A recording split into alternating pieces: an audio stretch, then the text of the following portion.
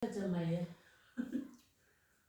lan na may hada ba hipak sang iyan na may kawang pabo mui lan na kawang na minyong pa ani mong mo ng family members na naman mui lan iyan to lang mo nang baisya mong tinang ani after 5 years sinula naman how bu kay mal kawang muti siya him jalok ni